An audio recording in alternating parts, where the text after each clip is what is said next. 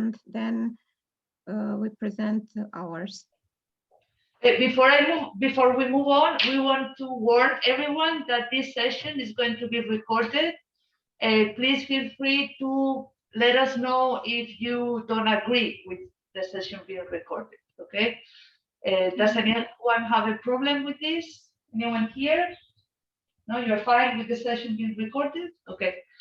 So the UMC team involved in this project is basically, it's basically formed by 3 people in this project in particular. So, well, actually 4 people. We have Juan Carlos Zárate and Teresita, who are the coordinators of all virtual exchange projects. We have more projects besides this one. And then we have Cristina Aldavero, who is the person in charge of coordinating this particular project, Joined by Wine in general. And then we have Carmen Suarez, who is the teacher in charge of the course. So, you know, the teacher, and like all the students are in the course with her. So if you want to address a few words and present yourself. Yes, of course. Hello, everybody. My name is Cristina Lavero. As Maru said, I'm the coordinator of this project. We are very happy to invite you to this adventure, and everything you want to do, every doubt you have, please don't hesitate to ask me, and we hope you will enjoy as much as we are going to do it. Thank you.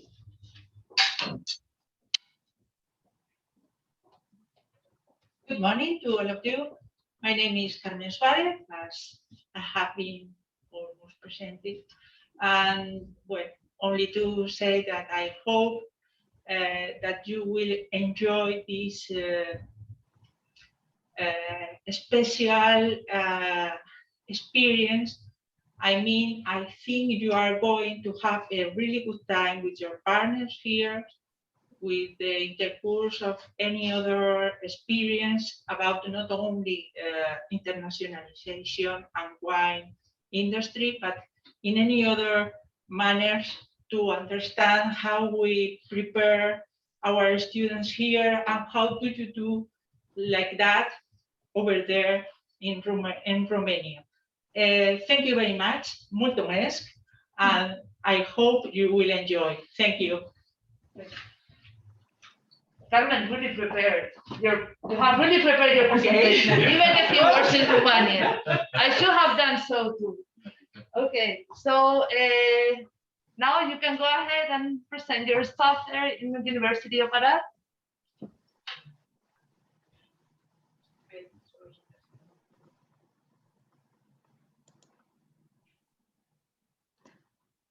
Hello, my name is Claudia Mureșan.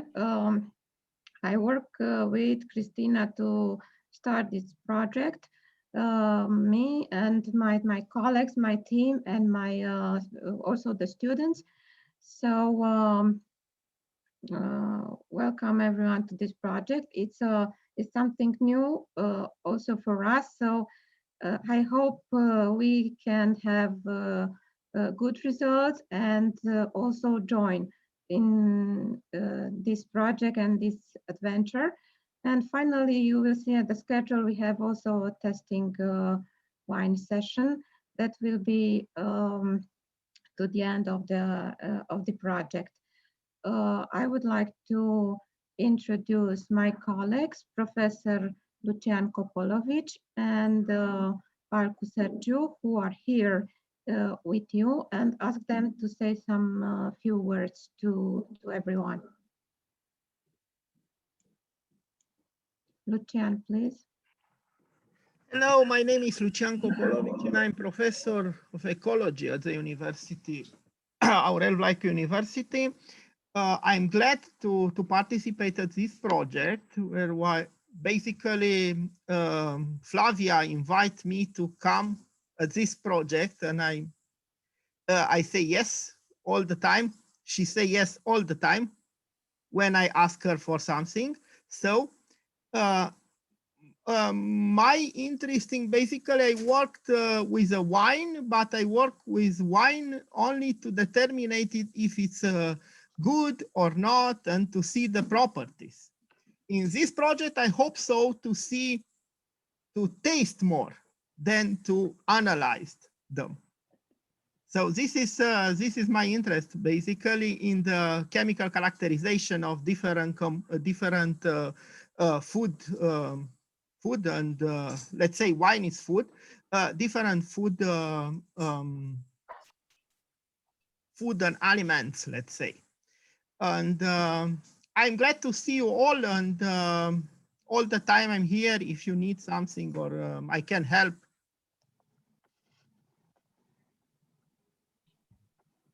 Okay, Sergio, please.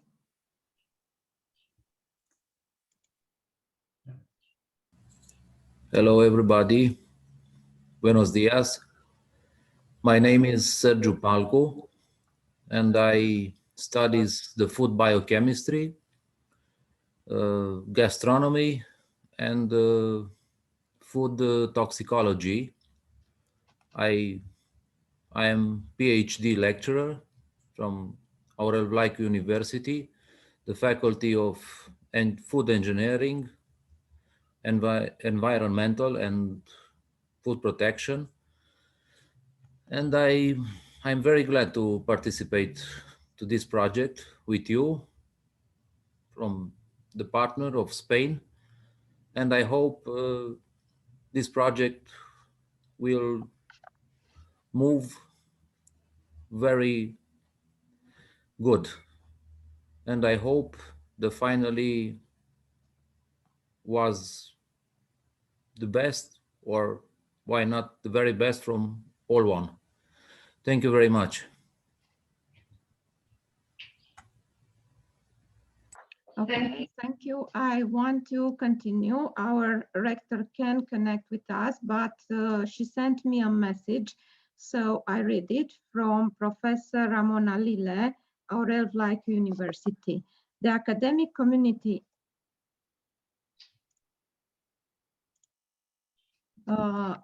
sorry, I don't know if you hear me. You hear me now? Yes, yes, we hear you properly, yes. Okay. Sorry, but our rector can connect with us. I don't know, some technical problems, I think, but she sent me a message, so I will read it. From Rector Ramona Lile, Aurel Vlaicu University. The academic community of the University Aurel Vlaicu welcome to organizer and participants of the event joined by wine, who propose is to encourage innovative ideas and create close links between researchers, students, and professors. Many ideas, many projects, and many fruitful collaboration were born next to a glass of wine. I think she's right here. Specialists from several countries discuss online during this event about the quality of wine, about the market, and in different countries about wine culture. I'm honored be your present here, even if only virtual, and this conference, and I wish you much success in the laborious researches work that you are so happy to carry out. Ramona Lile, Rector of Aurel Vlaicu University, Arad, Romania. So, thank you. Thank you so much, Gloria. I think we are done with the presentations of the staff members in the project. So I'm going to screen a video that was prepared by the coordinator, our coordinator, Cristina. Can you help me with sharing the screen?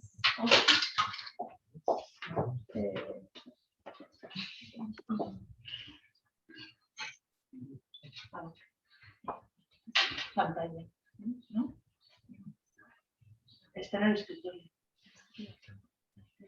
Yo bueno, lo voy a compartir, ¿no? Sí.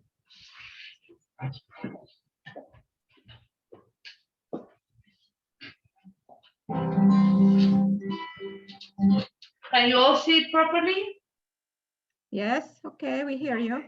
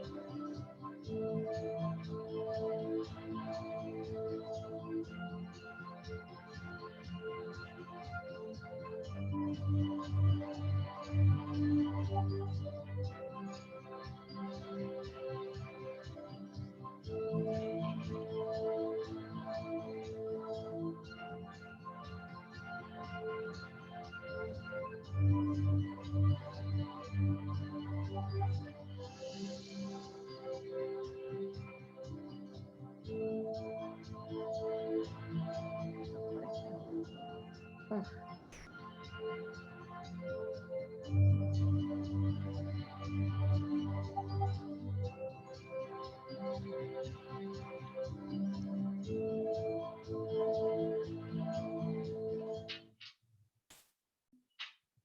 So, okay, let me dejarle compartir. Okay. So now that you all have had a peek into the, it's like I'm going to just jump in here because I want you all to be in the picture. So this is a brief presentation about the project. You have had a peek into the main guidelines of the project. And now we can move on to present both institutions and the participants in the institutions from each institution. So if you wish, Claudia, you can go ahead and present at university to all the participants. Sorry. Shall I put the video? Yes, please. Shall we start with the video for our university? Yes, please. Okay, so the presentation of our university, it's in English.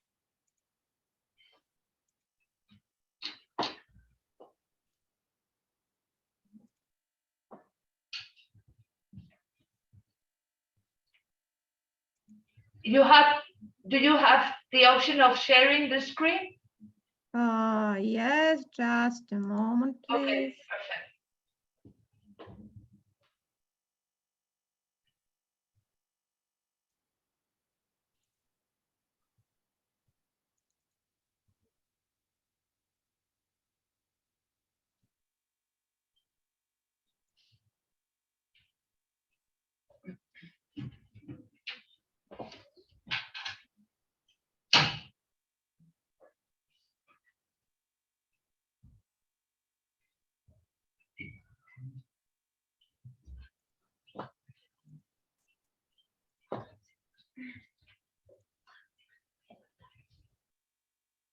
It works? Okay, perfect.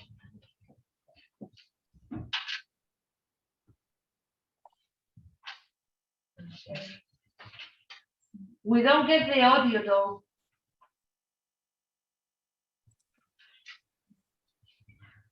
We cannot hear anything. We cannot hear anything.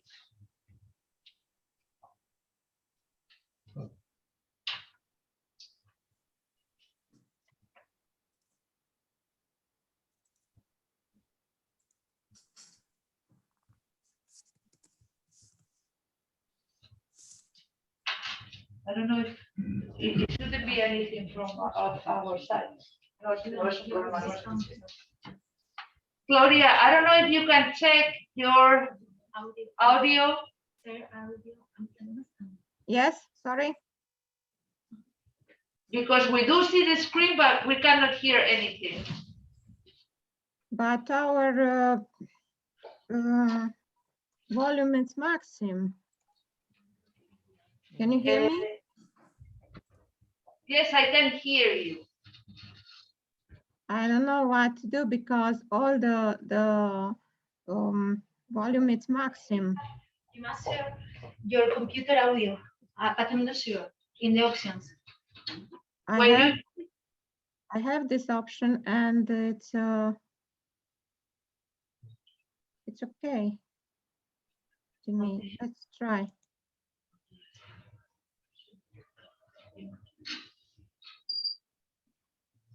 Hear something? No. Oh, sorry. So we continue like this. I don't know what to do else. I can share myself, Claudia. I can do it from my computer. I stop. Well, Lucian maybe save us.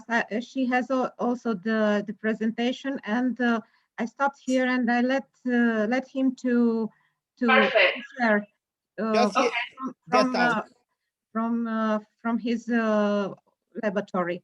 Maybe it works better. Okay.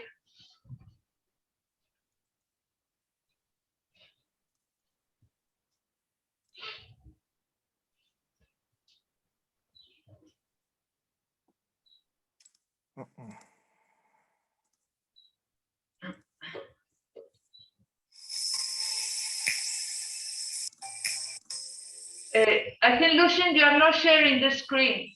Yeah, I know. Okay. Like we can hear the background noise, but not the screen. Sí, ya. Yo creo que ya lo tiene. Ya está, ¿ves? Now? Yes.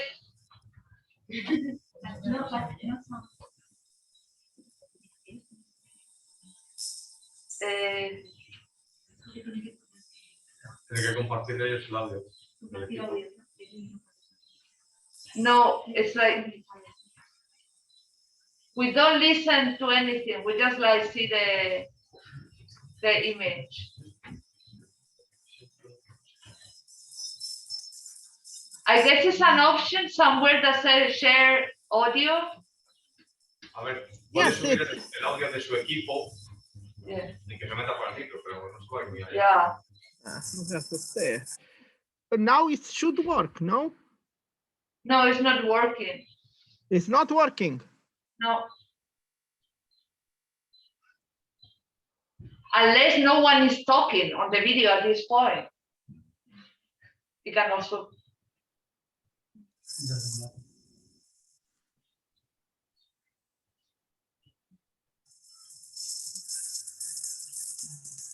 I have the impression that we're getting the sound through your microphone.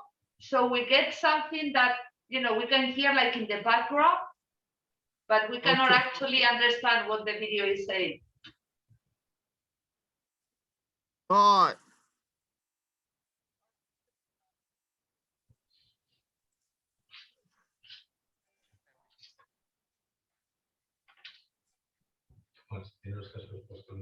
I cannot do better than this. Yeah. Are you using headphones?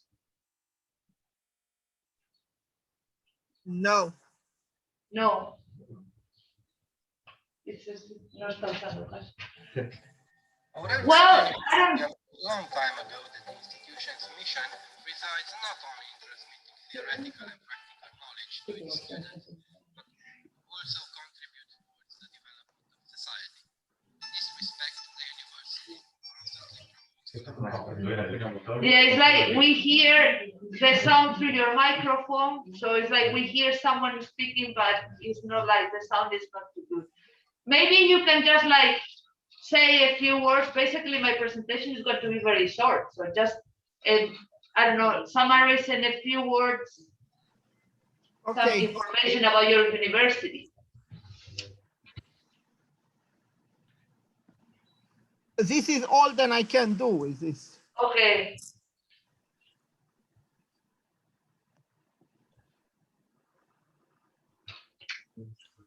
Okay, sorry. Okay. So, Claudia can say more words about the university because I'm quite new at this university. Okay.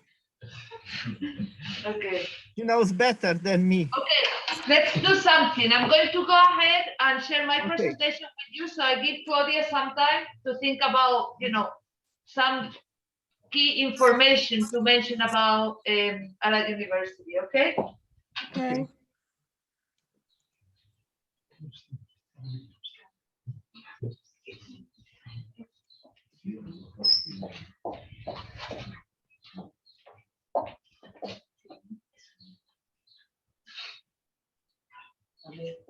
Bueno, voy a hacer yo la presentación nuestra.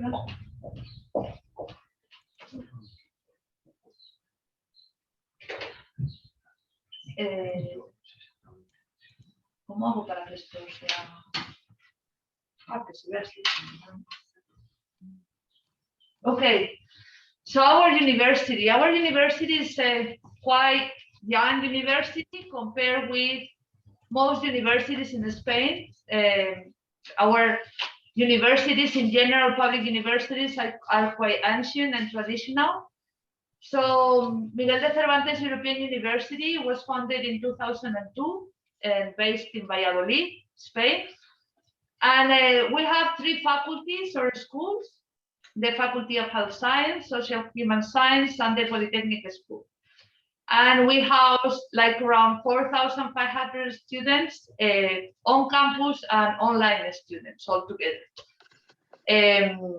We teach 17 bachelor degrees, 5 double bachelor degrees, 5 international degrees, 12 official master's programs, and a PhD program.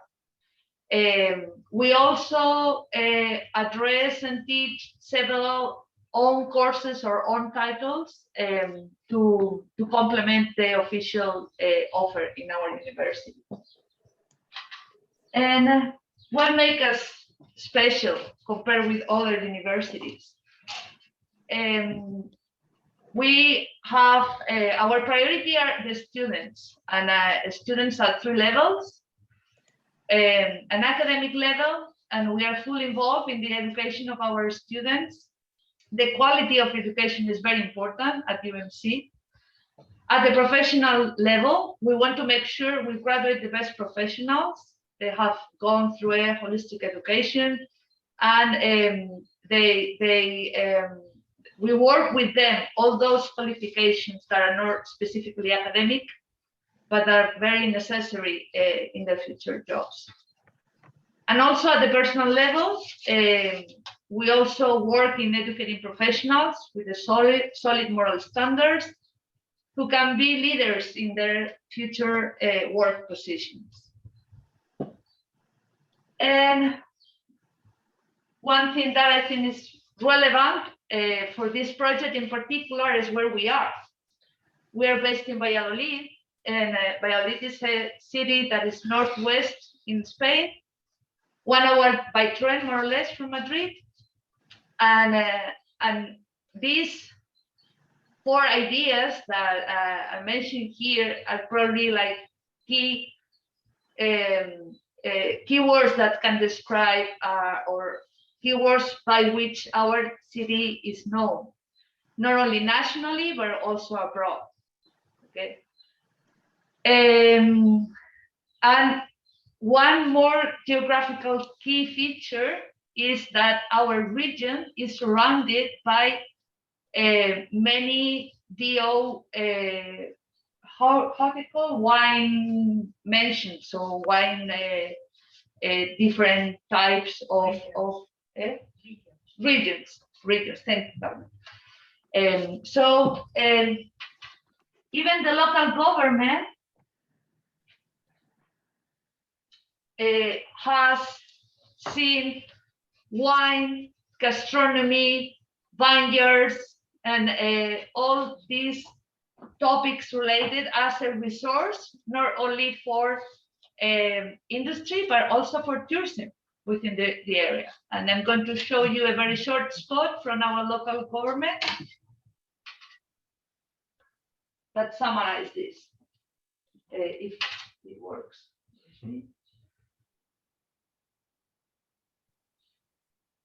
Okay.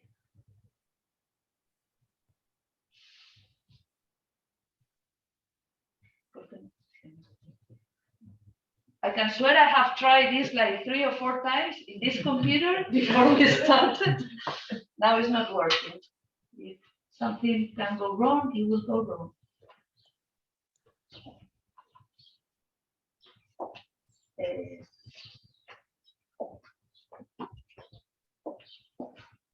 No sé por qué, ¿no?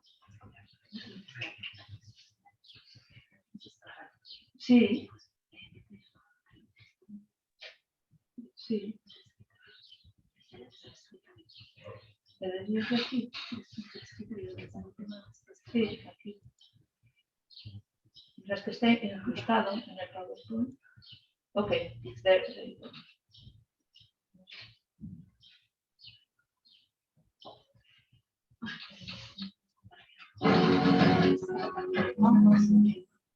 Sale compartir para compartir. Y ahora vuelvo a compartir. Y vamos a darle ahí. ¿Listo?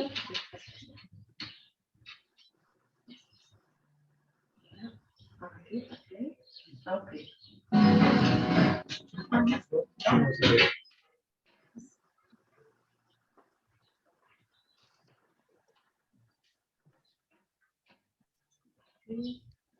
Pantalla 2. A lo mejor es esta.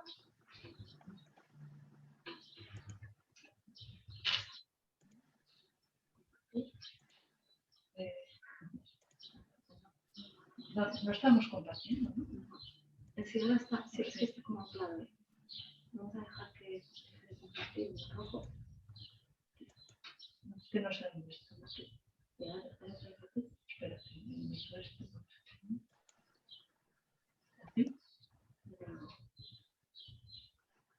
No me sale nada.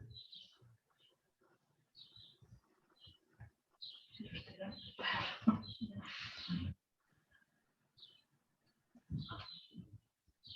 A ver si alguien esto, ¿no? Sí, se ha quedado como pillado.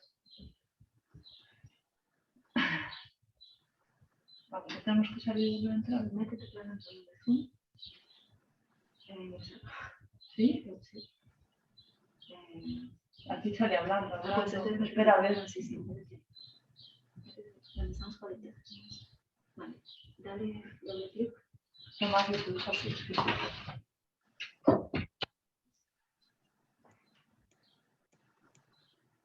Voy a buscar a también. Sí.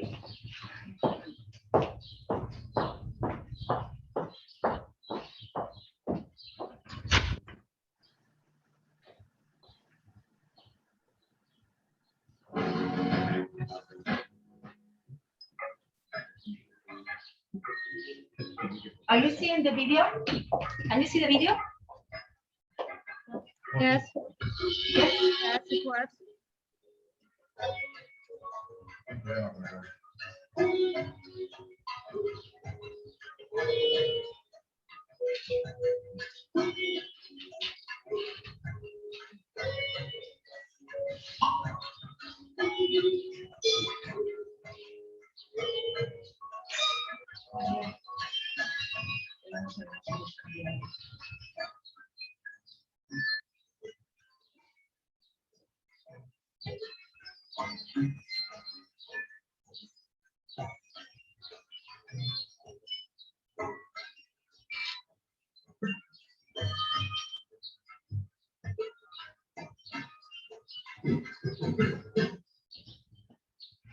No.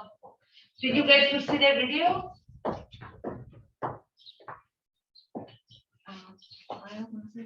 Quita el control, dejar de controlar. Sí, está. Ah, porque tú. Puedes venir aquí para que estamos en la pantalla, lo estamos haciendo desde ahí. Se hace un vídeo porque ahora esto del ratón ha desaparecido. Ya estamos. Sí, vale. Vale. Ahora, pues. Pero estamos compartiendo pantalla. Sí. María, can you hear?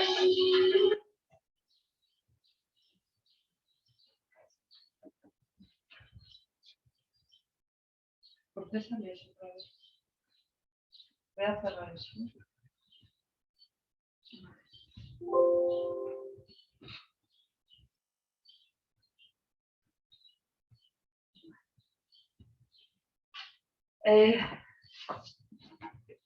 Gloria, I don't know if you could hear.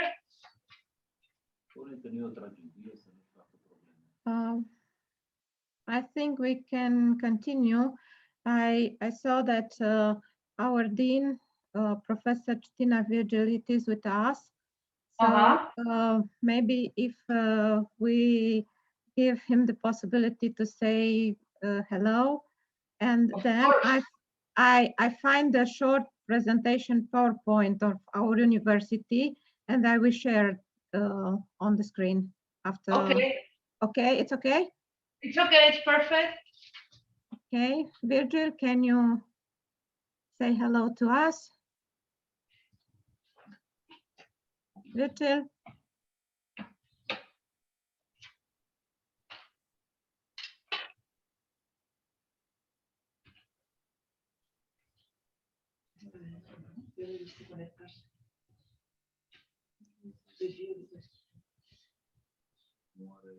I think he has the video on, but he has no microphone. He's here, but he has no sound and microphone. I don't know what's going on there.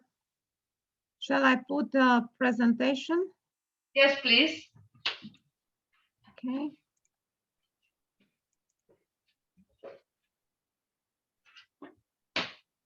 You see it? Yes, we can see it. Okay. So that's the new building of our university, Aurel Vlaicu from Arad. Here is a picture and some few words about the message of our rector, Professor Ramona Lile.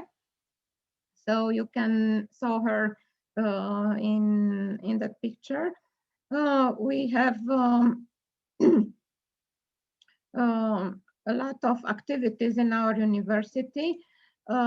We have 9 faculties, 32 bachelor's studies, specialties, and 24 master programs, and 3 doctoral fields. The faculties I will share you now: Faculty of Design,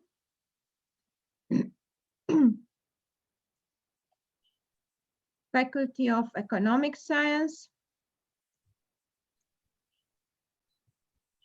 Faculty of Educational Science, Psychology and Social Science, Faculty of Engineer, that's Mechanic Engineer and Automatic Applied Computer Science, Faculty of Exact Science with Mathematics and Computer Science, Faculty of Food Engineering with not 3 years study years, but 4. Let's stay there. Faculty of Humanity and Social Science, Faculty of Physical Education and Sports, and Faculty of Theology. Also, we have Erasmus office, and this is the building in the center of our city. Also, we have some few pictures about the city, about Arad, with a view, and in the right side, this building on the corner, it is the building of our, the main principal building of our university. Also some view of Arad near River Mureș. And our historical and medieval cities. Well, in some few words, because I don't want to have more, take your time and to continue the activity and the presentation. Thank you. Okay. It So- was an improvisation, what I have done now. Okay, it's okay. It's okay. You know, technical problems happen, and I think we are managing quite well so far. So, I don't know what time is Maria supposed to be? Yes, Maria is connected. Is connected? Okay. Now, for the students, you all been sent a matching table where you know who's going to be your partner in this project and in which theme and topic you have to talk about. Christina, do they have that information? Do the students have that information? Yes. Okay. So,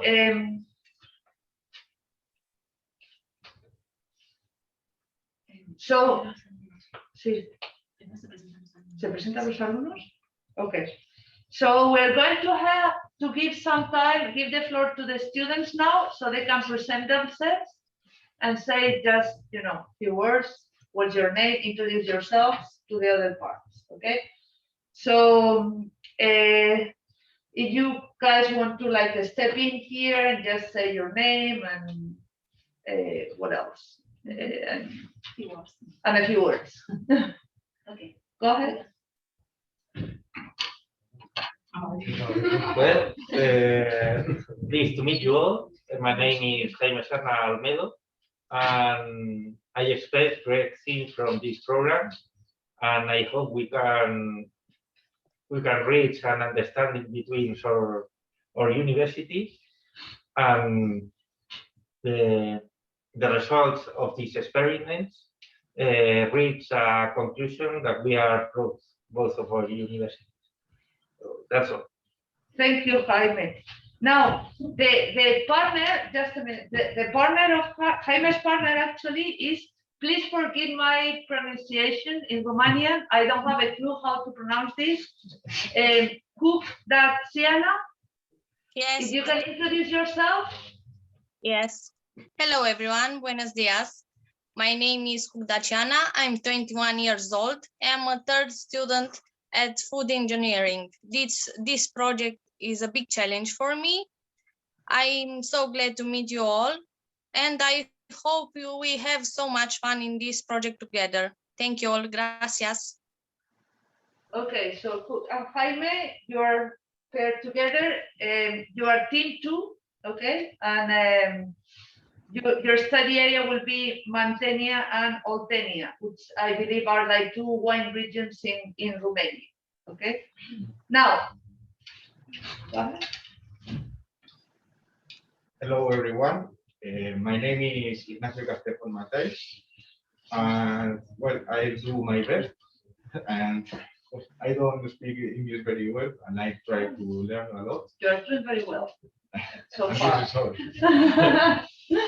Okay, so Ignacio is matched with Orlando Aventar. Orlando? I have to interview here because Orlando lose the connection with us, and they will contact each other on email. Perfect. Sorry So for that, Ignacio but he tried to connect it and it don't have success. Okay, Was here okay. at the beginning, but it's not working now. It's okay, Claudia, it's okay. So Ignacio will send an email to Orlando and, you know, reach him and try to start the project. The study area is going to be Ribera del Duero for your team. You are team 5. Next. Hi all, I'm Pablo, I'm 21 years old, and I have to say that at first it was an unexpected activity, but I'm excited to work with you guys and to see how it develops. Very well, Pablo. Pablo is matched with C4 Maria. Maria is here. Or Maria, Yes. I don't know what is the last name before. Maria. So, Maria. Natalia. Buenos días. Buenos Me días. llamo María. Kiforo María. Sé hablar un poco español. Estoy estudiando en la Universidad Aurel Vlaicu. Estoy primer año en la máster. espero que sea una experiencia muy buena. Perfect. So you both are together in team 9, and your study area will be Arlanza and Arriba del Duero. So next.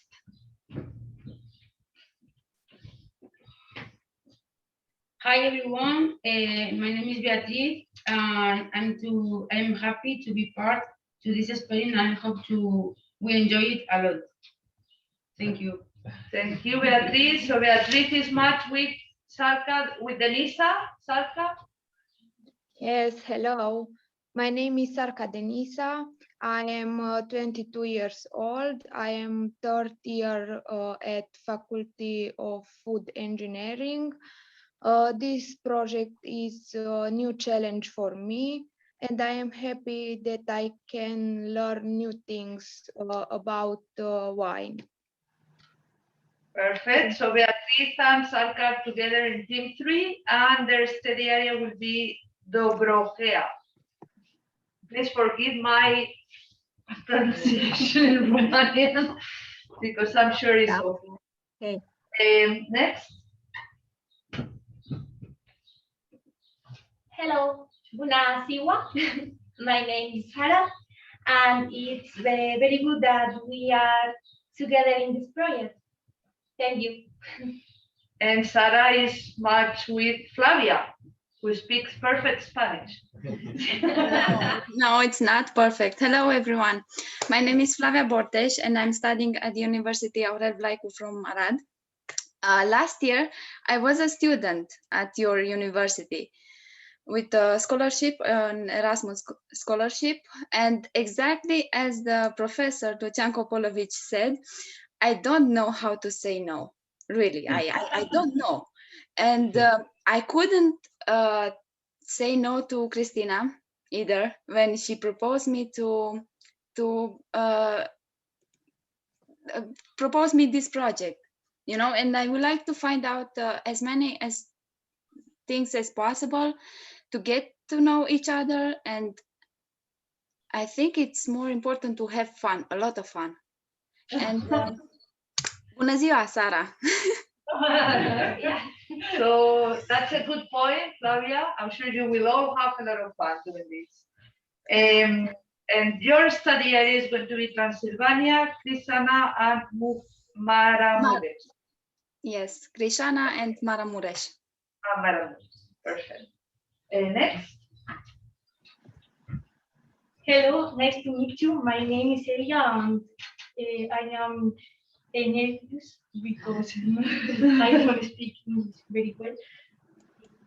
I can see you are all managing so far. So, you know, it seems like no one speaks English very well here, but you can all able to communicate, which is, you know, more than enough. Okay, so Elia is matched with Salah and Paul. Paul, please. I'm so embarrassed. Yes. Hello, everyone. My name is Paul. I'm 20, and I'm really glad to see you all and meet you all. I'm in my second year here at university, and I'm glad to work with you. Okay. Thank you. Elia and Paul, you are matched together in team 8, and you're going to be working on Bierzo and Tierra de León. As you can see, my Spanish is perfect. I can pronounce the study areas in Spanish, you know, perfect Spanish. And the next. Hello, everyone. I am Jaime. I'm 23 years old. I'm glad to share this project with you. Thank you, Jaime. And Jaime is matched with Kutka Ionela. Yes, hello everyone. I'm Ionela. I'm 21 years old. I'm in second year of Aurel Vlaicu University of Arad, and I'm glad I'm part of this project with you. Thank you. Thank you, Kutka. And so you with Jaime are in team 6, and you'll be working on Rueda and Cigales study areas. And next, last but not least. Hello everyone, my name is Paula. and I'm 25 years old, and I study technology and food innovation in this university. I don't speak English very well, así que muchas gracias a todos.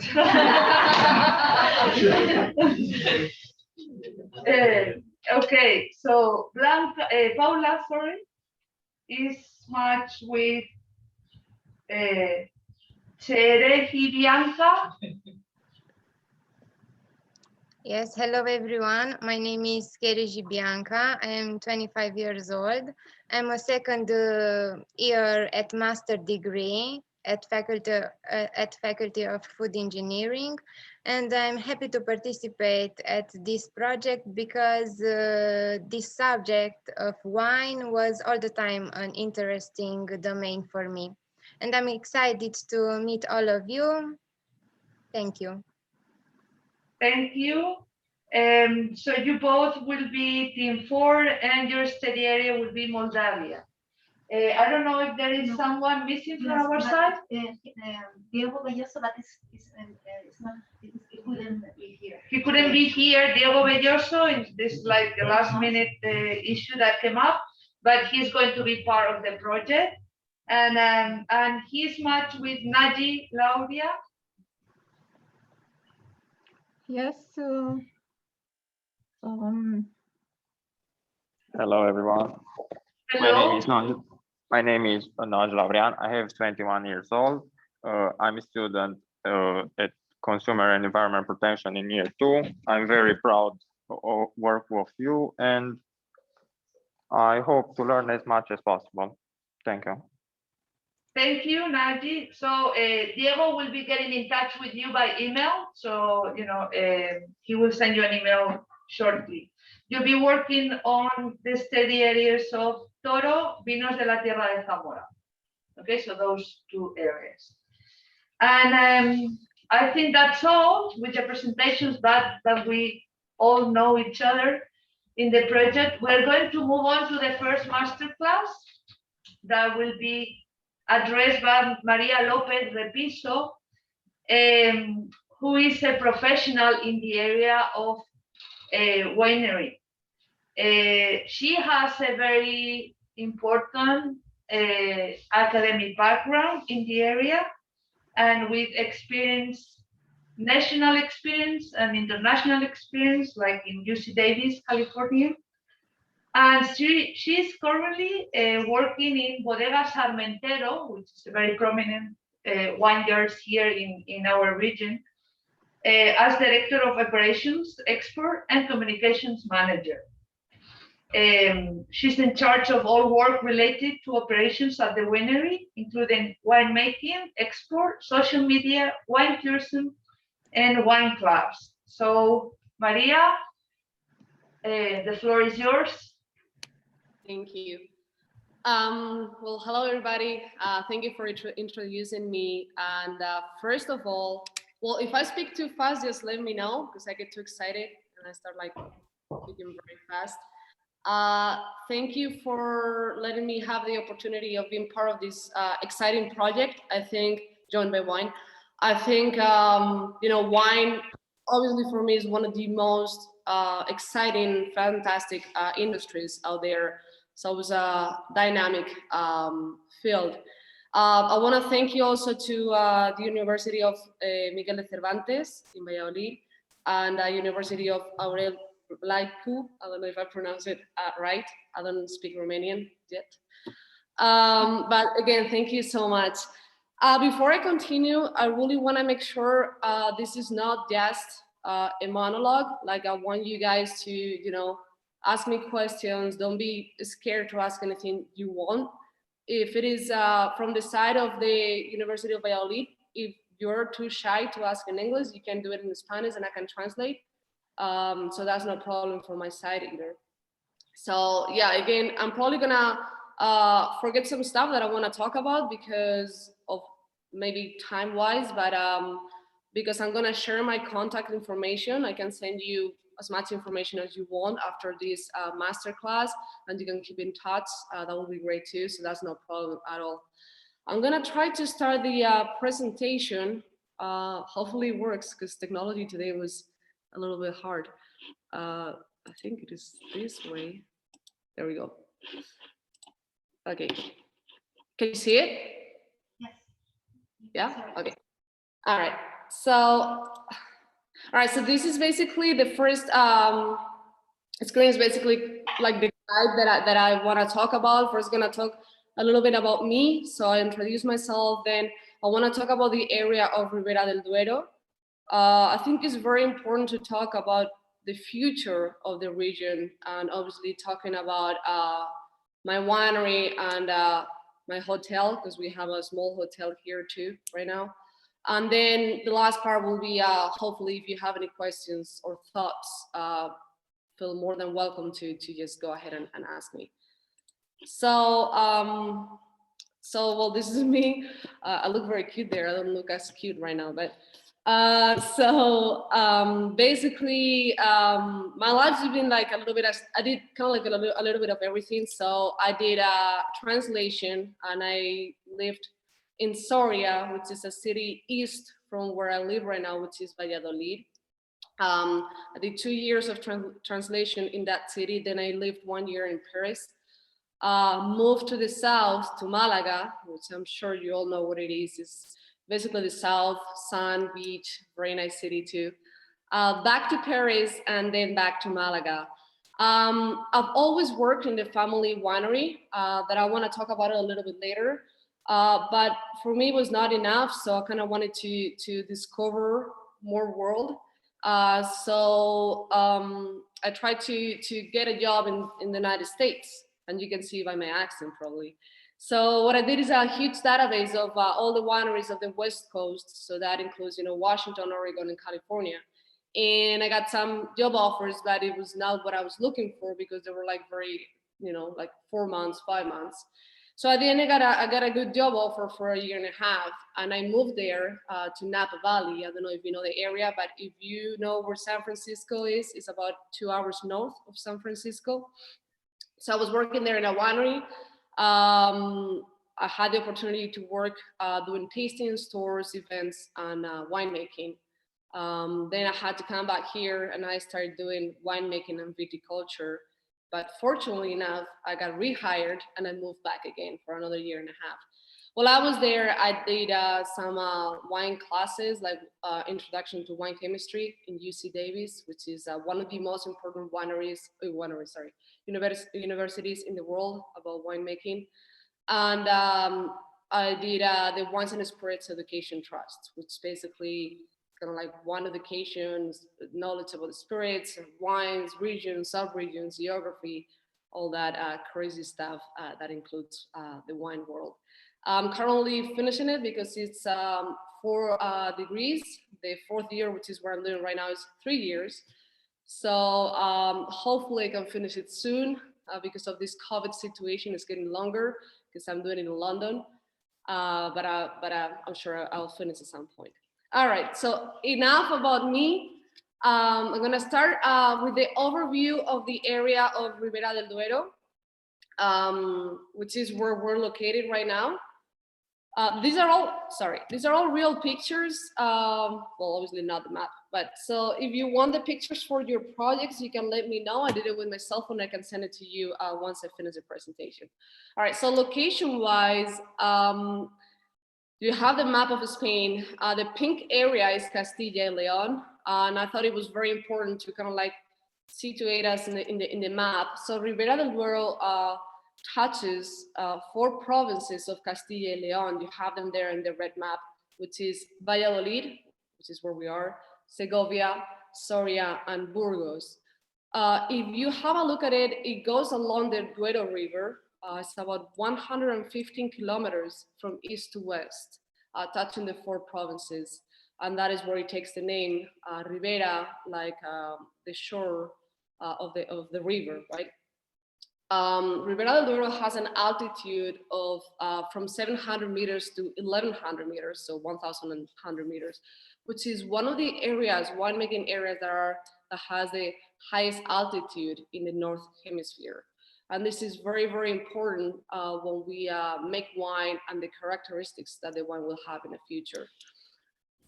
one of the things that makes us also very different is the history. I mean, Romania has a lot of history, Spain has a lot of history, but if we compare our wine area with maybe Napa Valley, obviously they don't have that much history, right?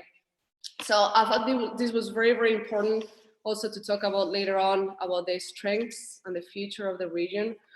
So it turns out in our area of Ribera del Duero, we have archaeology excavation, Pintia, which is the picture up right of the screen.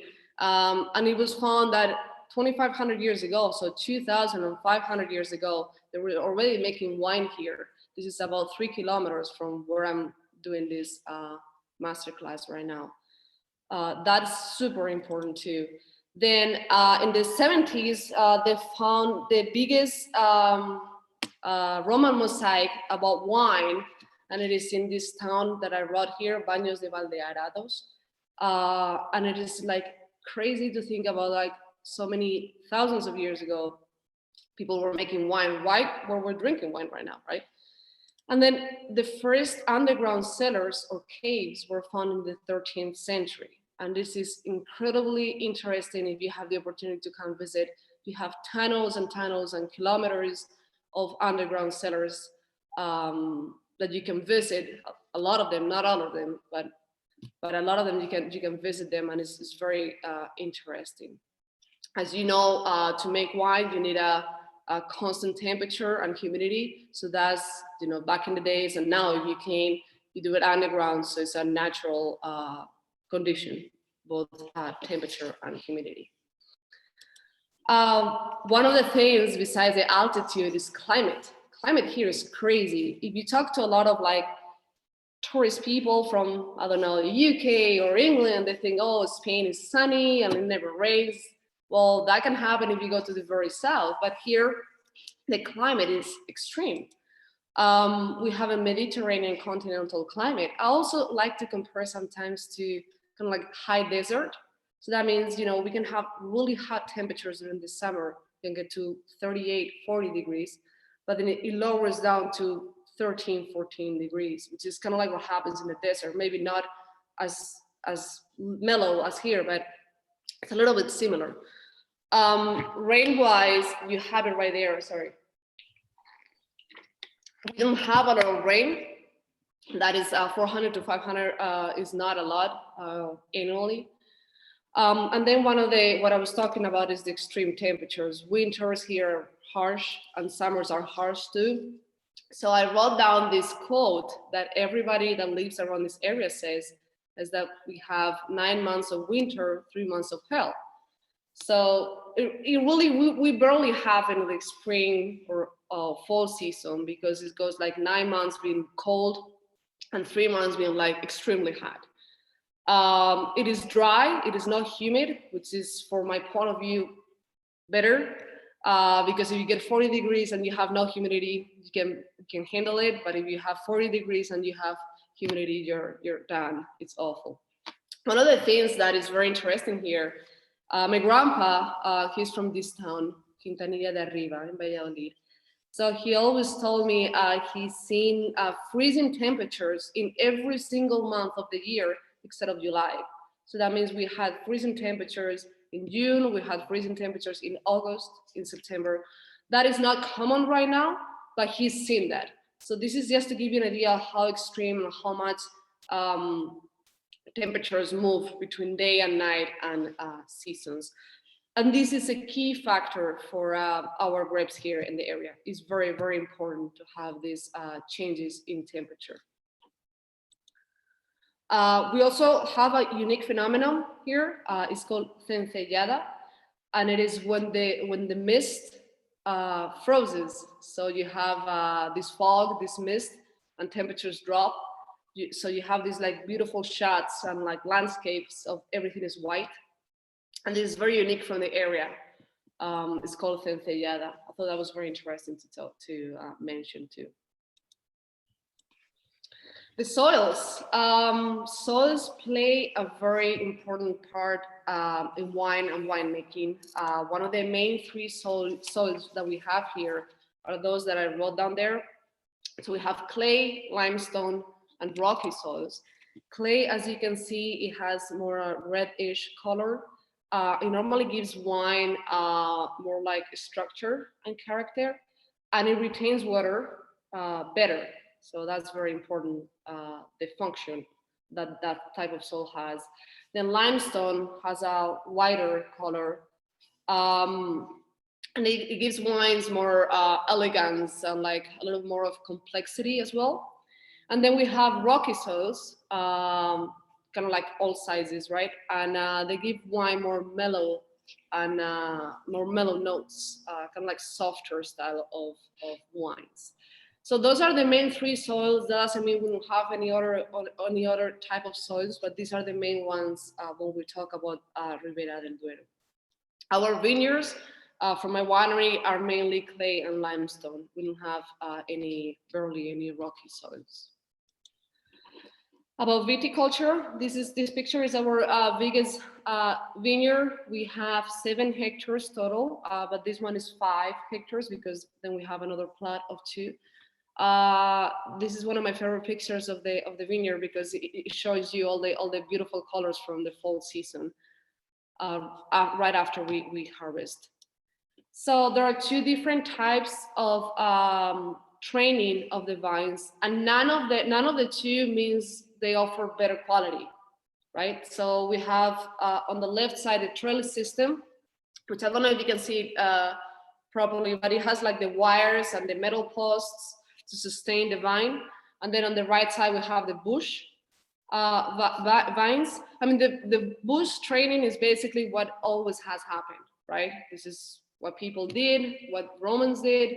The trellis system started in the 19th century in France, and the main reason was to basically have the opportunity to mechanize the work in the vineyard. You can do it or you cannot do it, but everything is going to get easier. If any of you has harvest ever, is way easier to harvest when you have a trellis system than a bush vine. Most likely you're gonna get stung by bees like 100 times because you have to put your hand inside and then you gotta cut the cluster, and the bees like grapes. So better to, if you wanna work more comfortable, is the trellis system. But one or the other doesn't mean they offer better quality. It's just a different style of working the vine. I want to talk a little bit about the processes of the plant, because really to make wine, or better said, to make a good wine, you make it at the winery, but you make it better in the vineyard. That means if you don't have good quality, you're never going to make a good wine. And that is something vineyards, winemakers have to take care. You first have to control what you have, so the grapes, and then in the winery you help it out to finish in a good way, right? To have good quality. So if we start with the first process, we'll have bud break, which is really what we're having right now. I'm gonna show you in just a little bit of video that I took yesterday. I took the bike and I went to the vineyard so I could show you this, the state of what we have right now. So the first picture is bud break. Normally happens right now around the 5th, the 7th of May. The problem here that I always talk about and I like to mention is that with climate change, this is getting earlier. So we're seeing bud break sometimes at the end of April. 2017, we had bud break mid-April, around the 10th of April. And that's bad. It's not bad because quality-wise, it's bad because it's very normal to have freezing temperatures. So if you have bud break in mid-April and then you have, I don't know, -5 on April the 30th, then you're done. You're not gonna harvest anything because everything is gonna get frozen.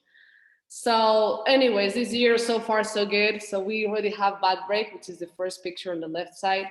The second picture will be the young shoot.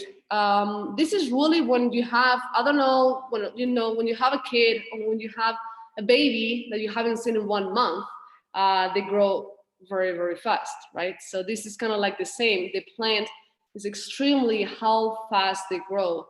So we're talking about 1 month difference, not even that sometimes, from the right side of the picture. The next step will be the flowering. This is a fruit tree, really, like an apple tree or like an almond tree. So you first need the flower, and once the flower pollinizes, then the grape will start growing, right? A lot of people think here or everywhere, that insects and wind play a very key role, and that is not really true. They play about 0.5, so 0.5 percentage of the pollination for vines. This is the proper flower who does it to itself. So this process of flowering lasts just a few days, about 3 to 4 days. It's very fast, and it will be around mid-June. The next picture will be the grapes already sizable, about garbanzo size, kind of like more or less, but they don't have any sugar, as you can see in the picture. It is all acid, that's why they're green. And I say here before very soon, which is the next step that I will show you. We have first the green harvest. I'm laughing because I saw my dog. The green harvest on the picture on the left is what we do here. So Ribera del Duero controls how much you can harvest per hectare, right?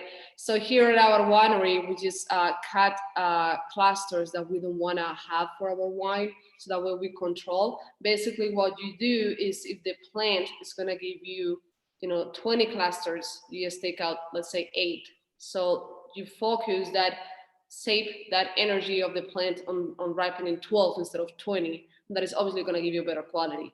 So picture on the left, the green harvest, we just leave them on the ground because it's organic. We just get reabsorbed. We cannot do anything with it. A lot of people ask me if we can make, I don't know, like jam. It's like, no, we can't, because there's no sugar in there. The white dog is my dog. She's the cutest. On the picture on the right, we have the cluster with the very sun.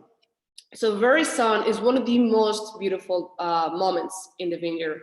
It is both the physical change that the grape suffers and the internal change. So from the outside, you see, talking about red grapes, you see the changing in colors.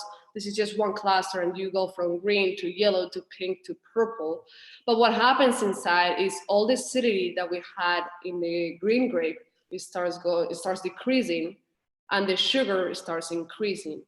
And in the area is normally about 45 days to have a proper ripening from the grape. So about a month and a half.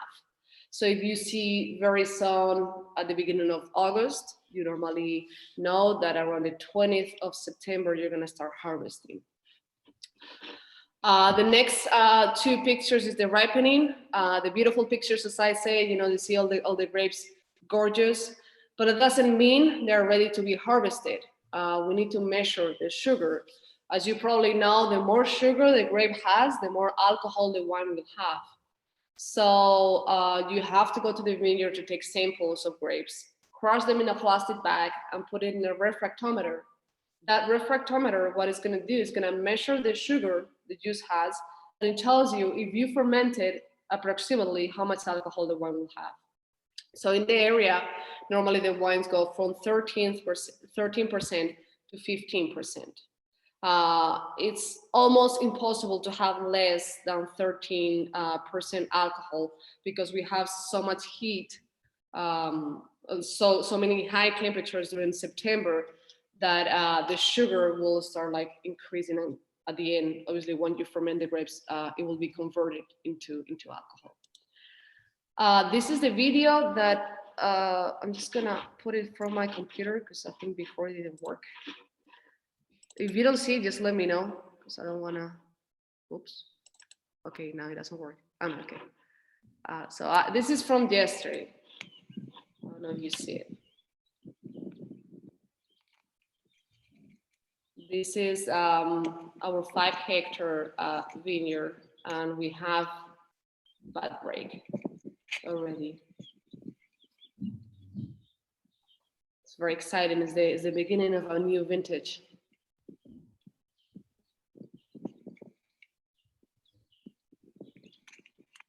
Oops, sorry.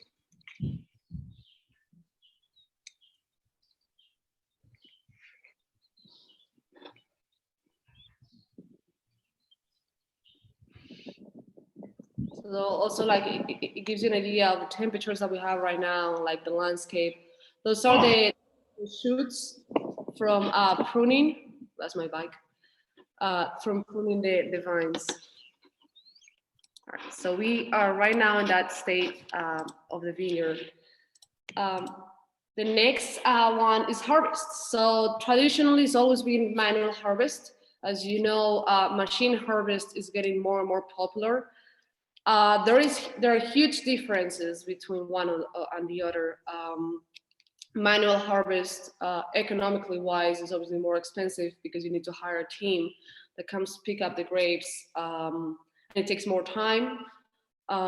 Just as an example, for our winery, for 7 hectares, it takes about from 4 to 6 days to harvest. We're 15 people total. Machine harvest, it is expensive to hire the machine. It's about 200 euros per hour. But for us, it will be 7 hours only. That's it. And we will get it done. However, quality-wise, it's huge. If you do manual harvest, you see where you're cutting, you see what you want. There might be some clusters that didn't want to be part of your wine because they might have one grape that is not, ripened enough. However, machine harvest takes absolutely everything. As you can see in the picture, it goes in between the lines, it shakes the vine, and just takes everything. So there's no point after doing machine harvest to do a sorting, so a selection of the grapes at the winery, because you don't want to harvest in 7 hours and then spend like 72 hours like sorting the grapes. So there are differences between time, money, and obviously quality. That for me is the most important difference between both types of harvest. Right now in Ribera del Duero, about 70% of harvest is manual, 30% machine, but this is changing pretty quick. More and more people are doing machine harvest, both because it's cheaper and also because sometimes it's hard to find people that want to come work in the fields. It's actually a very hard work. The first day you're fine. When you're doing like 10 days, you're not that much fine. We have a joke here in our family that when we have to harvest, we just eat sandwiches of painkillers because after the first day, you're just done. It's a joke, but it's not good, but it's a joke, but it's true. It's like your lower back is killing you. All right, so I want to talk about the grapes here in the area. There is a reason why different areas, different wine areas, especially that you guys are gonna work with different appellations, there is a reason why certain grapes cannot grow here or there, and it is mainly because of the climate. So all the grapes that are grown in our area need to be resistant to heat, sun, and somehow a little bit of drought. So lack of rain. So for example, we could never, you could, but it will be extremely, extremely hard to grow here a Riesling. Riesling is a German grape, because here it will get sunburned because of the sun that it gets and the heat. However, here grapes with thicker skin are very good because they can resist the sun exposure. And talking about this and about the appellation, there are only 6 grapes that you can work with. Only one of them is white, which is the one at the bottom on the right, Albillo Mayor, and all the rest are red grapes. The Tempranillo grape, also called Tinta del País or Tinto Fino, I put it up there. It's kind of like the queen or the king, because all the ones that you make, if they're red, have to have at least a big percentage, 75% of the grapes have to be made of Tempranillo. But these are all the grapes that you can work with. Cabernet Sauvignon, Merlot, Malbec, Garnacha Tinta, which it will be a little bit of the future of winemaking, and Albillo Mayor. And I said about the future because Garnacha is one of the few grapes that are very resistant to drought temperature, to drought and lack of rain. And as you know, climate change is getting bigger in agriculture. Other regulations about the appellation include, as I told you, the maximum yields. So 7,000 kilos per hectare or 7 tons per hectare, maximum Otherwise, they dequalified all your vineyard and you cannot be part of Ribera del Duero. You need to ask the permit to harvest your own grapes. So you need an authorization to harvest. That's very important. If you don't do it, your grapes cannot be part of the appellation. And I wrote down veedores, which is a Spanish word for ver, control, but it's a little bit outdated because they stopped it 2 years ago. However, they still sort of do it too. So they assign you a person that comes control and regulate that you have the proper grapes, the healthy grapes, that you're not taking anything that is bad, that I can produce bad quality wines for the area, and that you have the kilos that you're stating in your weights from your tractor. I said outdated because right now they just have like 5 or 6 people for the whole appellation, and they just like fly around wineries. It's not like you have one assigned person for every time you bring grapes. This is our vineyard, our vines right before we harvest them. All right, winemaking. I wasn't sure if talking about winemaking per se, but I think I'm just gonna do a quick sum up about how you make wine, because I think it's gonna help out maybe for your project. If not, just let me know and I'll cut that part. I'm gonna focus more on red wine than white wine because we're in Ribera del Duero and mainly all of the wines are gonna be red. But as you know, after you harvest the grapes, you have to destem them. Basically, you take the stem out of the grape. Stems are discarded and you just work with the grapes that you're gonna put in the tank. What happens once you have all the grapes in the tank, because of its own weight, we'll have, all right, this is the tank, right? So we have the grapes here, we'll have the juice at the bottom because they get crushed. And once fermentation starts, we'll have all the sediments, so skins and seeds from the grapes floating here because of the CO2. All right, so to make wine, red wine, sorry, you need to mix all the sediments with the juice because all the color, flavor, and aromas of red wine are in it's called the hat, kind of like sombrero hat. So it's about a ½ meter thick. So you need to mix it. So you need to pump it. Basically, you take the juice out of the bottom with a pump, you pump it all over and mix it. So you extract more color and flavors. To make wine, as I told you, we need sugar and yeasts. Grapes have the yeasts on the skin. If you have a grape and you look at it, it is never shiny. That's the layer of yeast. And if you like grab it and do like this, then it's shiny. So what you did, you took out all those yeasts from the grapes. So grapes are never washed when they come to the winery. So those yeasts will be in charge of eating the sugar and producing alcohol, CO2, heat, and other different byproducts. Fermentation normally lasts about 12 days, more or less. And after that, you need to take the wine out of here because remember, we still have sediments. It's a way of cleaning the wine. Those sediments will be pressed to recover that wine that is between skins and seeds. If you like spirits, if you like grappa or orujo, you can distill those sediments, but that's a little bit dangerous to do it at home. So basically, normally you send them to a distillery, to an alcohol factory. You just work with the wine. All of the wines go through a secondary fermentation after that. That is called the malolactic fermentation. What it does, it mellows the acidity. So it transforms malic acidity, which is very similar as green apples, to lactic acidity. It gives you the feeling of cream, butter, milk, yogurt. That fermentation is carried by bacteria.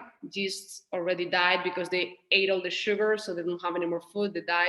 So it's carried by bacteria. And you never know really when it's gonna finish. It can be a month, it can be 3, it can be 4, it depends on the year.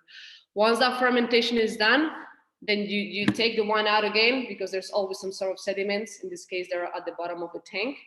And now, yes, the wine is finished. So the winery can decide if you want to make a wine unoaked, so you don't put in the wood in the barrel, or you age it in the barrel.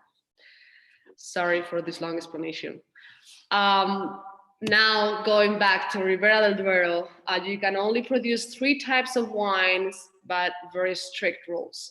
If we're talking about red wine, only at least 75% of the grapes have to be Tempranillo, the queen grape that I showed you before.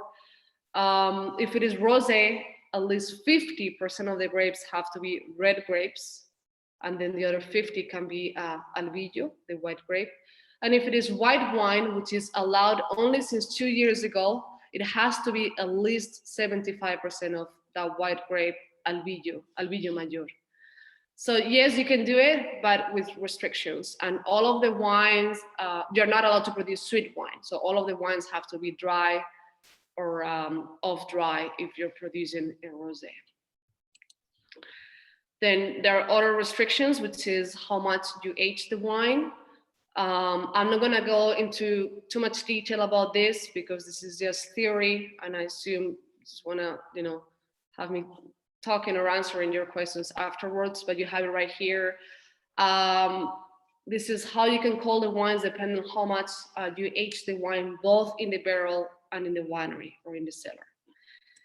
This is very important. Every bottle that you have from Ribera del Duero has to have these stickers, one of them. If not, it might not be a Ribera del Duero wine, or we'll see. So as you see, Crianza, Reserva, Gran Reserva. However, I want you to have a look at the top one that says cosecha, because cosecha can mean it does not have any oak. It has up to 3 months of barrel or after 12 months of aging. And it can be a wine that doesn't meet all the restrictions that you have, for example, for Crianza. So that means, for example, my wines, I produce a wine that can be a Crianza, so 24 months before you take it out of the winery. However, I don't do it, because if I see that my wine is ready to be sold, for example, in month 22, 23, I couldn't do it if I have the Crianza label. So I'll put the cosecha one. Okay, so these are the regulations. Again, it does not mean they're higher quality. It means you just do A, B, C with the restrictions. You wait 24 months, you wait 60 months. It depends on each of the wine. This is a picture, very cool, from the highest altitude that we have here in town. So we're right now 750 meters. So here's about 900 meters. It's a beautiful, beautiful landscape. Well, I think so. Feature of the region. This picture also was taken this year. Remember, we had a very cold wave, Filomena, in January. So after all the freezing temperatures, all the snow, the Duero River, which is the one in the picture, overflew the town. Beautiful pictures, but a little bit dangerous now that I see it. I want to share a quick spot of Ribera del Duero that I downloaded it before, so I'm not sure if it's going to work. Just to give you an idea of what you can do on how it looks like. So, let's see.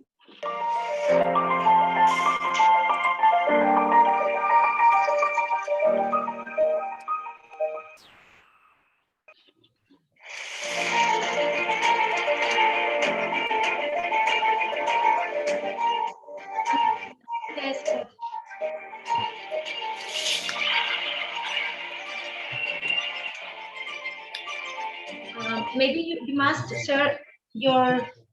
I can't see the video. I cannot see anything. I think you have to share your screen. I can't see the video. Oh, you cannot share the video? Okay. No. Let me see.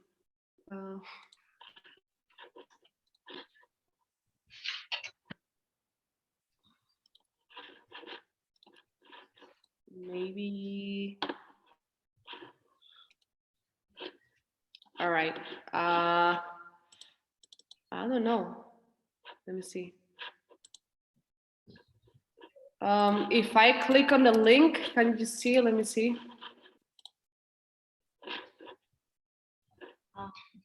No? Yes, but it's not working, but we can see another screen. What, sorry? There is no image. Oh. Okay. I don't know really how to fix. Oh, it says it's paused. Okay, let me see. All right, now.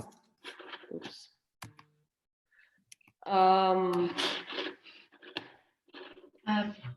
Maybe if you share your desktop.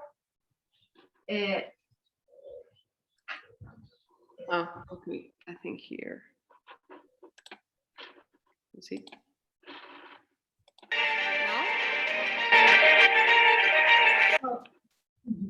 Can you see now?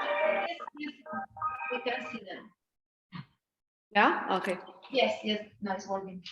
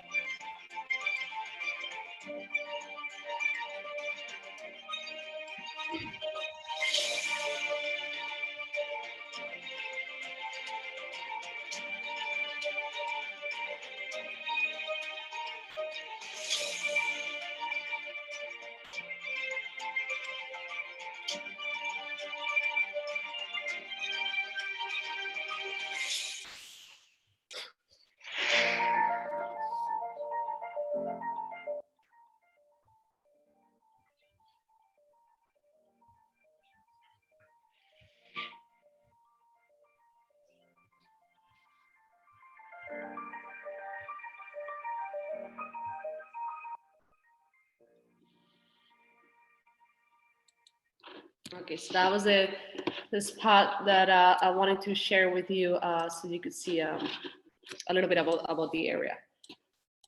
Can you see the presentation again? It's fine. I think it. No, can you see the presentation? No, not yet. Now you are in YouTube. Okay. Right now. I think now, right? Yeah. I'm gonna become an expert of doing this right now. Okay, now we can see the presentation again. Yeah. So the next one, I wanted to do a quick SWOT analysis. So that's talking about the strengths, the weaknesses, and opportunities and threats of the area. From my point of view of what I live and what I see. So I think the strengths of the area is obviously the history. We talked about it. It was also on the video. There are not that many areas, especially in the New World, that have so much history, and that I think that we have to take advantage of that rich culture that we have. Gastronomy, it is enormous, the amount of really good food that is produced here. Not only the lamb, but the cheese, the bread, some pastries, everything is really, really good. Obviously wine, it's a wine area, and innovation. With innovation, I mean, right now they're starting to pop more projects of innovation, both with agriculture, wine, restaurants, and food investigation too, and innovation about that. And I think that is gonna attract and can attract more people and investments, and I think that is a big strength of the area. On the other hand, the weaknesses, depopulation. We're very inland Spain. Everybody, as you know, tries to move to Madrid or to Barcelona or these big cities. So that is a big problem that we're seeing right now in the center of Spain, depopulation, especially obviously young people. That it goes together with age population. Most of young people don't see too much future here and they move out of the area. So that is carrying problems with to find people to work or like skilled people or educated people to do certain works. And that is a big problem. Then poor transport connections. Castilla y León, the area is the biggest area of Spain. However, we have in some areas poor connections, and that is a weakness to talk about because that is not gonna make easy for people to move here or to come here to work or to come here to visit. It makes everything worse. And bureaucracy. I think when people try here in the area, and I know a lot of examples of people that are trying to do something new, they have a lot of bureaucracy, which is obviously good until a certain point, but I know a lot of really good projects that had to be dropped because they didn't have enough time to do everything, didn't have enough money, and it was everything is like, go to this door, then you go to this door to talk to these people, and at the end, just basically bureaucracy destroys initiative. So I think for me, that is one of the weaknesses also from our area. However, opportunities, we have the opportunity of increasing tourism as long as it's carried in a good way, sustainable wise too. Improvement of connections. There is this project that is going to build a new highway here in the area. I don't know if I'm ever going to see it because the project has been going on for the last 30 years and it was not finished yet or almost started yet. The chance to work from home, and I think this is one of the things that COVID has brought, the availability to work from home, but for that we need obviously good connections, good internet connections. Our town where I'm doing the masterclass right now just got good internet connection literally 2 months ago. So hopefully this is a change and an opportunity that is starting to get to other small towns around. Investment in better wines or products. I have included here a small picture of some tomatoes because there are young people that are making efforts and trying to produce good things here. And this is one of the examples. This guy that works in the town next door, we work with him for the hotel. He has over 900 varieties of organic tomatoes, and he's rescued varieties that they basically disappeared. So having all these people trying to do these things, I think is very important. I also have to talk, and Christine is probably very happy that I talk about him. I also have to talk about a person, Jorge, from a farm in Soria, which is a province east from where we are. That is a very good example of young people that are trying to come back here and invest and produce good products. And in this case, he raised pigs and cows. We're now working with him too. Everything is organic, and the quality of his meat is absolutely fantastic. His main problem, I talked to him 2 days ago, his main problem is bureaucracy. He wants to increase a little bit his farm, but he can't. So that is going back to the weaknesses, a big problem in the area. Opportunities, education. For me, education is basically the top of everything. If you don't have educated people, knowledgeable people, you're not going almost anywhere. So that is extremely important. And I'm happy you guys are all doing this exchange. Then the threats. This is a real picture I took last harvest of a wasp. Depreciation of rural life. A lot of people think rural life is one boring, is for like dumb people, and it is not good, that is pretty far away from the truth. Rural life is fun. You can like get sick of walking around, get nature, clean air, rural life is fantastic. And it's not that far away from main cities that you can also have some sort of like parties if you want to. Trivialization of wine. This is something I've been experiencing and seeing in the area. That means, with this, trying to make more wine compromising the quality. And I think that is a huge mistake that is happening more and more. Trying to make more wine, saying, all right, instead of like letting the wine follow its path, just make everything faster, in compromise always of quality, and then obviously selling at lower prices. Greed, this is a very harsh word, but with this, I mean that it goes with impatience. Basically, everything takes time. You cannot pretend you want to make a change in the area, you want to educate yourself, but you're going to see a change tomorrow. You got to be patient. And also greed, you cannot pretend to be rich or wealthy because you're going to make 4 tours in the winery or a few more bottles of wine. This is a way of life, and greed and impatience cannot rule that philosophy. And then local mindset. A lot of people from the area are the main threat from the area. It sounds kind of weird, but if you talk around people, for example, from our little town, they don't believe in the project. We opened our hotel last year. They didn't believe in the hotel. They didn't think it was a great idea because they don't want anyone to come to the area. So try to change that local mindset that this area has a huge, huge opportunity to experience growth, quality, and sustainable tourism. I think it's a big threat. Hopefully it does change at some point. In conclusion of the SWOT analysis, for me is educate yourself, just study, work hard, of course, and be patient. But one of my favorite quotes, and it's from Steve Jobs, is stay hungry and stay foolish. So stay hungry, keep studying, keep working, never lose interest in learning new stuff, but do not lose your childish behavior, have fun, because life also is about having fun.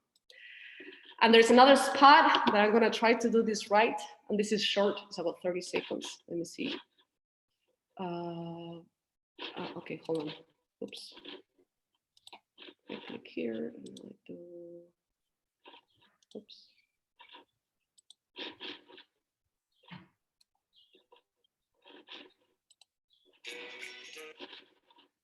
I don't know if you can see it now. Yeah. This one. You can see it, right? Yes.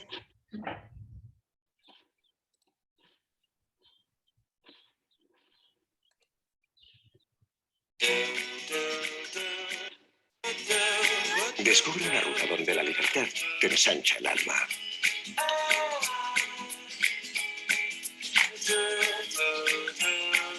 Donde la ternura se adivina en una mirada. Donde el placer empieza cuando se comparte. Donde la risa se contagia.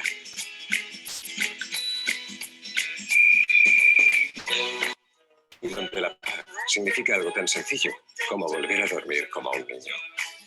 Descubre la ruta de las sensaciones con denominación de origen. Descubre la ruta del vino Ribera del Duero. Ven y ribérate. All right, so that was the spot that I think it's a lot of fun. All right, so I don't know if I'm doing this too long, but if so, just let me know. I'm gonna talk real quick about you see the presentation again, right? Okay. So I'm gonna talk about the winery and the hotel as examples of what we do. So what makes us us, so what makes us a little bit different is our history. My mom, who's the one who started the winery, she's the 4th generation of wine growers in the family. We started with just 1 barrel of wine in 2004 under the appellation of Ribera del Duero. And the wine was actually really good, and from there we started growing. Also, today, we're one of the smallest wineries in the area. But that little part of history of her educating herself, which she actually went to Miguel de Cervantes University, And the family history, I think it is a little bit of what it makes us different too. Since I was a kid, I've always been involved in wine. I always have this joke that I have wine running through my veins instead of blood. Philosophy, we have a philosophy, one of sustainability as much as we can, both with the hotel and the winery, and high quality. As I always say, no one is gonna get rich by working as you should. So producing 5,000 more bottles is not gonna go anywhere if the wine is not as we want it to be, as good as we want it to be. So that's our philosophy. Education, the three of us, so my friends and me, we're all have studied, and we keep studying because the world is so dynamic. You need to keep being hungry and studying. Hard work, of course, quality products, and wine tourism. When I came back from the United States is when we started all of our wine tourism that has brought to the town, we're a town of 160 people, but has brought to the town dozens of people to kind of meet our gastronomy, our wine, how we live. So basically to expose our culture to other people. And one interesting fact is like everybody left happy because they were having such a good time and they found it so interesting. And a lot of them have come back. So that part for us, wine tourism is huge. It's very, very important to show you what we are, who we are. The team, so this is my mother, Amparo. That picture on the right is very funny because again, you have to have fun when you work too. My dad, the picture on the right is when we were building the hotel. We seem happy, but we were desperate because we had 1 year delay in the construction. And this is me that you already know. And this is when we're destemming grapes that again, I was having fun. And then we have the furry team, which are my two dogs, which is Tika and Maya. They love walking in the vineyard. So it's actually very cool to be able to go to the vineyard and take them because they love it. And you know, if you're around and you can visit, we might go for a walk with them too. These are some pictures. So the one on the left is the hotel, finished, we opened last year. The one on the upper right side is how you used to look the winery before, or when my grandpa used to have the wine. We could not recover the building because as you can see, it was in a very bad condition. The one on the bottom, my grandpa had it in his archives. So I assume that's how they used to go to work in the vineyard and you know, transfer wine from one town to the other in the little containers. Here again, me, the grapes. About the upper picture, this is also part of our philosophy for the hotel. The bag is organic cotton, and all the amenities are made by recycled materials, reusable, and not tested in animals. Then this is a little bit also what we do. Besides the wine tourism, we support you know, customers, and like we go do tastings and talk about us and the area, the culture, geography, and then our wines, which we make a lot of different wines. They're all, we could say they're micro fermentation, so that means very small quantity for all of them. What it really makes us different here is that we do natural fermentation. So remember the yeasts and the bacteria, we don't buy them from labs, we just use what the grape and the wine has. So all of our wines are gonna be a little bit different from our neighbor wines. The main, the traditional wines we used to make will be the roble, which is up to the right, the vendimia seleccionada at the bottom, and the barrica. Since 2014, we started producing a white wine, a rosé, and then it came with an unoaked Tanos and the other different wines. The main reason, and this is, I think, very important part of our philosophy, is that you have to adapt yourself to the market. We were experiencing people saying they didn't like red wine, they want to taste all different wines. So it happens like with Flavia, that we cannot say no. So we say, okay, all right, we'll go ahead and produce different wines too. And it helps with a portfolio for export and also for tourism and to offer different products to different people and different prices, obviously. Wine tourism, we do tastings, wine tours, wine pairings, and picnics. Tastings, basically you can taste 3 out of 4 wines available. Wine tours, either my mom or me will do the tours, both in English or Spanish. Well, I will do the ones in English, my mom in Spanish. We'll talk about vineyard work, winery, winemaking, and then you can choose if you want to do a wine pairing.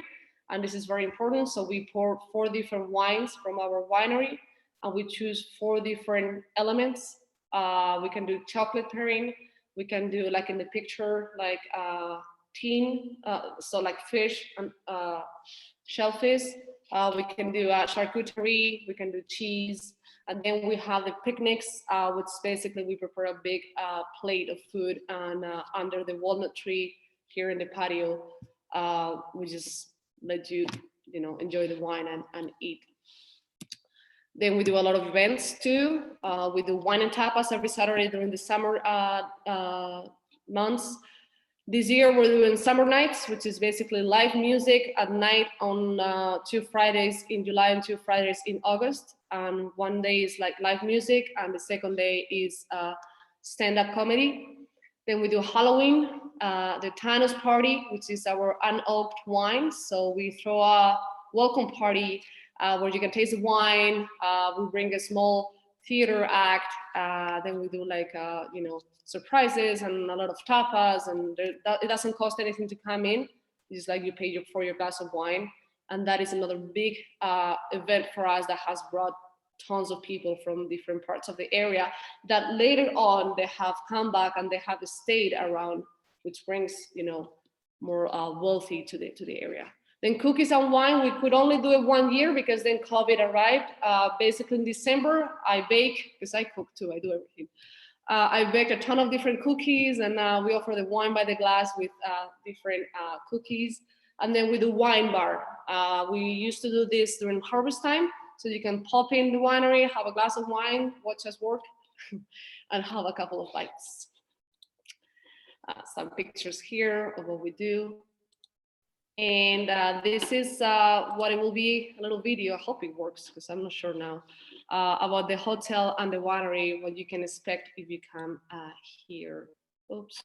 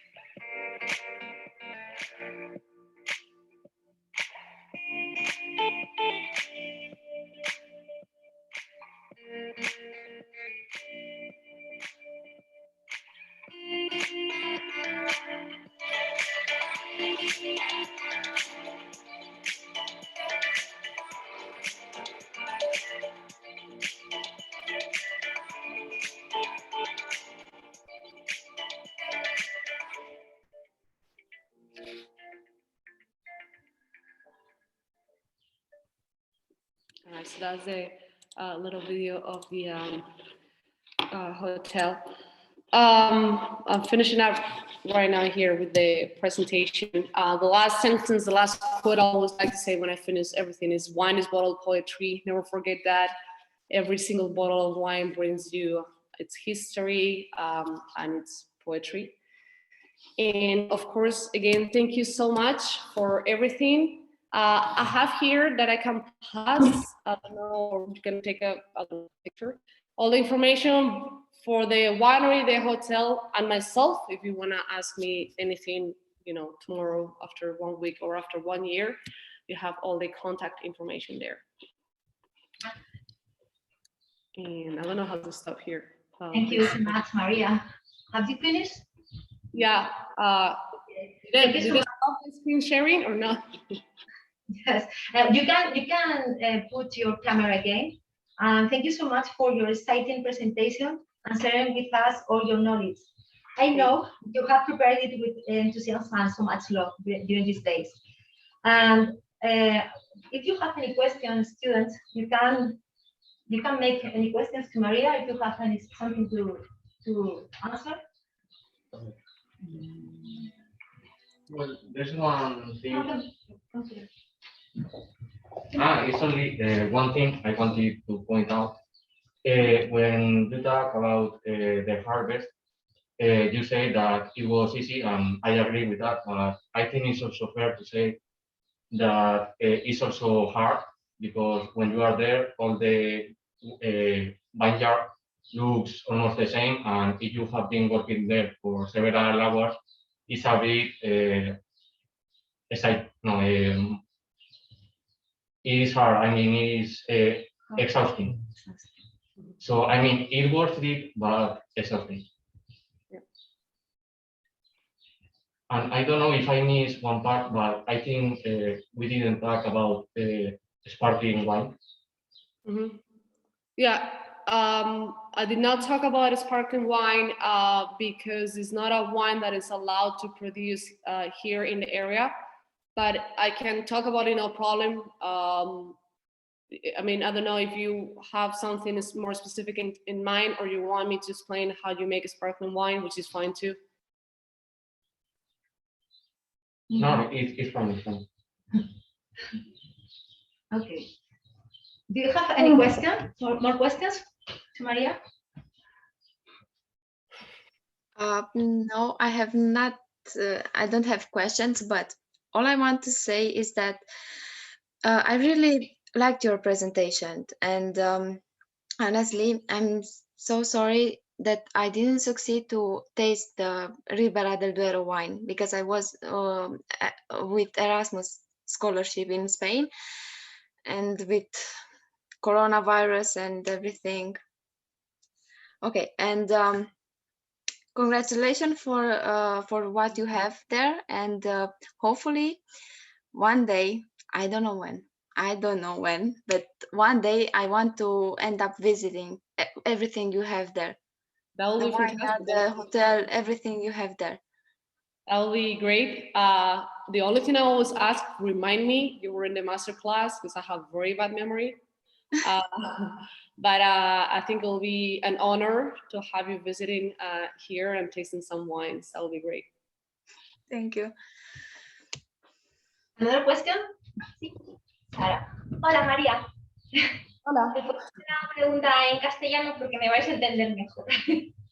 Me gustaría saber, bueno, que nos explicaras, mejor dicho, a todos a qué tipo de temperaturas es recomendado el consumir este tipo de vinos de esta denominación, vino tinto, sobre todo, y de qué depende, porque todavía en el argot popular es muy común el oír a temperatura ambiente, pero claro, eso es muy relativo. Gracias. So she just asked about what is the temperature recommended to consume the wine from the area, especially red wine. Because here everybody says, you know, just drink it at room temperature. But yeah, room temperature can be -5 because we're in Siberia, or we can be 55 because we're in the Sahara Desert, you know. But that's a good question, thank you.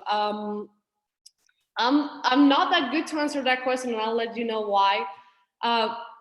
By theory, book-wise, red wine should be drunk from 12 to 18 degrees at that temperature.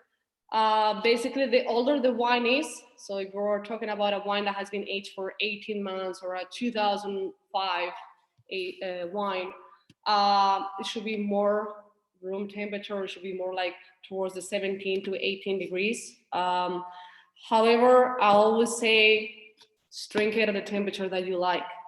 And if you can, and this is just a suggestion and a tip from my side as a, you know, winemaker, vintner, or like everything, just put it, if it is gonna be hot, take it out of the cellar or wherever you have it a little bit colder, because by the time you're gonna drink it, it's gonna be perfect.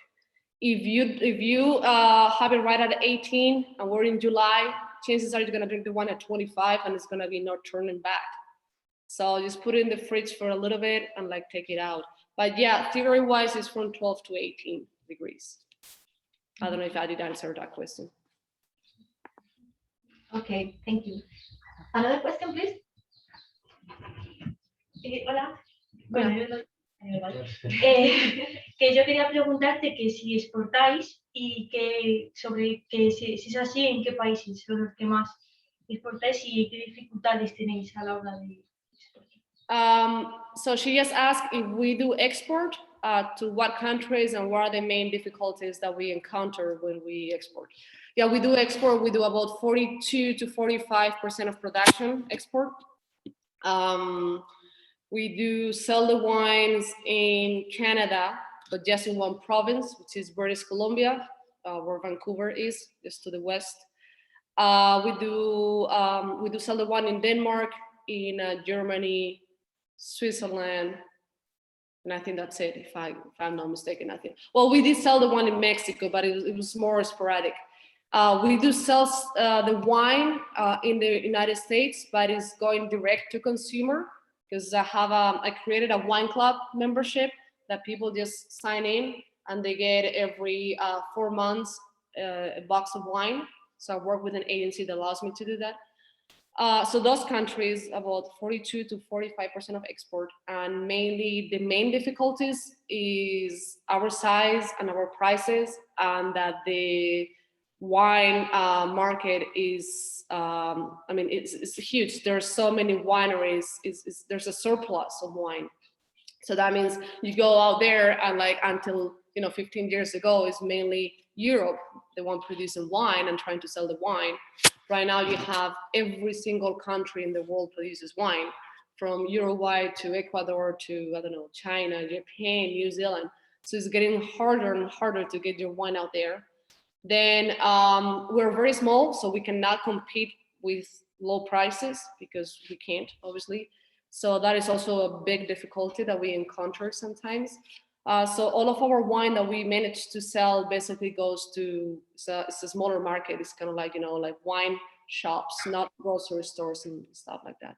So those are the main problems that I think I find, or we find outside. Okay, any question? More questions from Romania?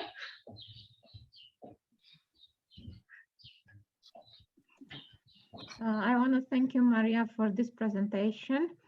And I have a curiosity. When it's a good year, which is your grapes production? When climatic conditions are good, which is your grape production? So if everything goes right, which it looks like this year might be the year too, we normally leave or harvest about 4 tons per hectare. So 4 times 7, that will be 28 tons of grapes. The main reason is because we don't do maximum yields to achieve better quality. So about 4 tons per hectare is what we normally get.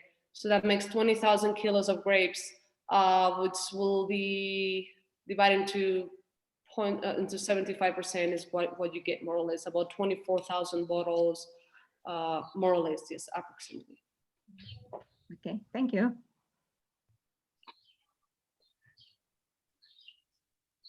I have a question, sorry. I have a question for you. Then I learned from the wine tasting, then there are different years. Good, the best, and worse.